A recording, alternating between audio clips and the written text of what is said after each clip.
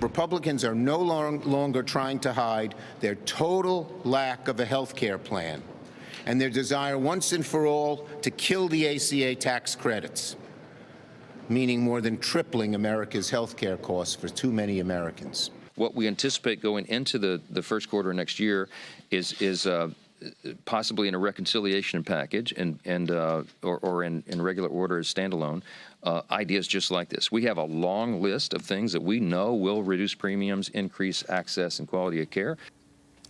And that's the Speaker of the House. The House is set to vote on another Republican health care proposal today as tensions on Capitol Hill are spiking over extending subsidies for the Affordable Care Act, set to expire at the end of the month.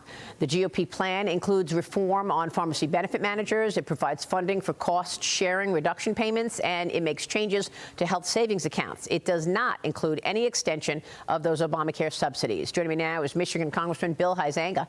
Congressman, good to see you. Thank you so much for being here. And I know the Senate already rejected a GOP plan that did not have the subsidy extensions. Tell us the reasoning behind the Republicans' push to not extend these tax subsidies. I mean, we know how expensive they are, but what else is in this decision? Well, it's ironic that Chuck Schumer, the guy that set up these temporary additional subsidies, is the one trying to now have me and others like me fix his problem. You know, he knew that this was what was going to happen, and they had no plan going into this. The shutdown then was used as an excuse to go after these particular things. But, Maria, what we know is this will not touch the original base subsidies of the ACA. This is the additional COVID era subsidies. What we haven't done is fixed health care. The ACA didn't fix health care.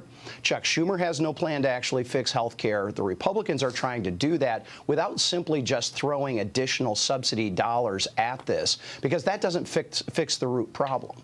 And what is the root problem? I mean, President Trump has been trying to get costs down with his executive orders. He's done deals with pharmaceutical companies. He's done the Trump RX so that you could buy drugs and prescriptions direct from the Trump website. What else needs to be done, and what is the root problem of health care being so expensive?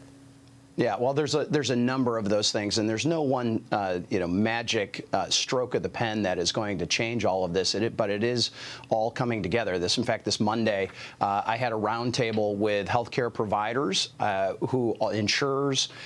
There were the providers, meaning the hospitals, as well as employers, to discuss this very issue. And it was interesting hearing each one of them take a slightly different tact as to what the problem is.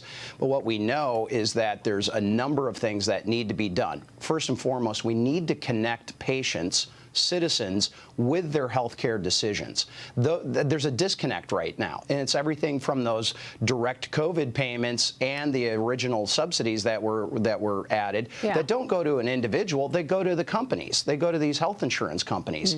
So that you're insulated there. You have no idea how much these procedures or the prescriptions cost.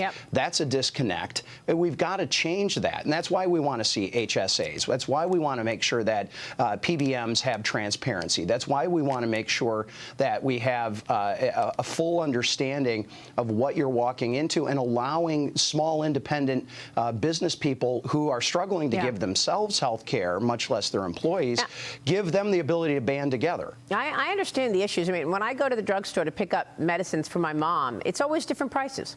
I mean, one day it's $25, the next day it's $300. And I always ask the pharmacist, what is going on here?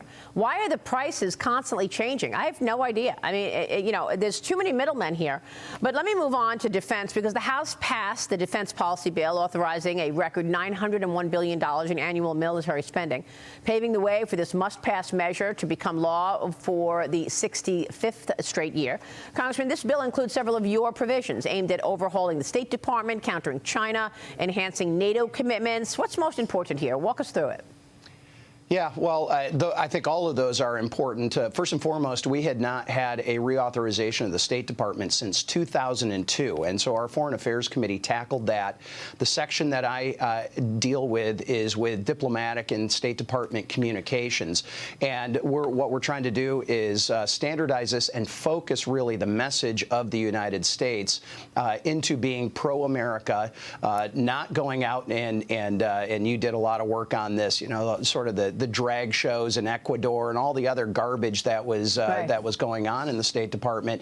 So we're focusing the communications and the message of America, which is we're going to project power. We are going to be there. We're going to be the world's leader, but we're not going to tinker around with your social issues in a particular country.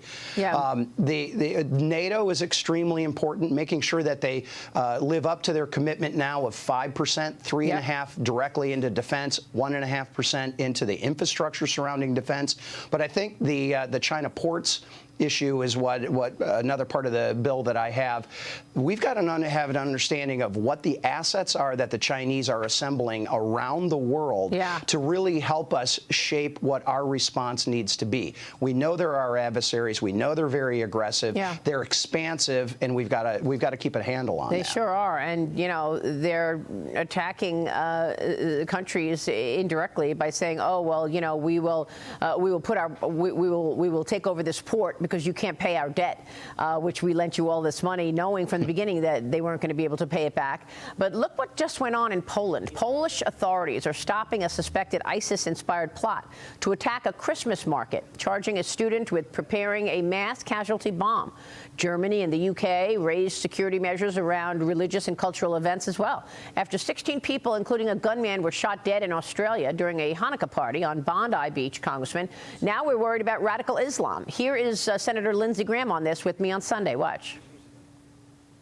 The man who was killed, the rabbi that was killed in this attack, wrote a letter to the Prime Minister of Australia weeks ago asking him to reconsider recognizing the Palestinian state. To every Western government who's recognized a Palestinian state, you're rewarding killing Jews. It's the most irresponsible decision I can imagine. Are you saying and warning other nations not to recognize a Palestinian state?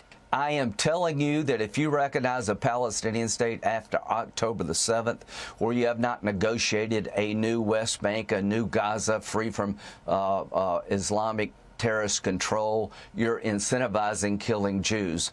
The signal is you attack and kill 1,200 Jewish people, the world will recognize a Palestinian state. I reject a board of peace. I reject rebuilding Gaza until Hamas has been disarmed and destroyed. So this idea that we would rebuild Gaza before Hamas has been disarmed and destroyed makes no sense to me. Congressman, do you agree with that? Yeah, for the most part, I do. I think Israel has a responsibility to its citizens and, frankly, is doing a favor to much of the world by dealing with Hamas. And they have to do that. They have to do that. Congressman, it's great to talk with you. I know you announced you're seeking re-election. Congratulations. We'll be watching your next campaign as you seek re-election in Michigan. Good to see you this morning, sir. All right. Good to be with you, Maria. Thanks. Merry Christmas. Bill Huizenga joining us.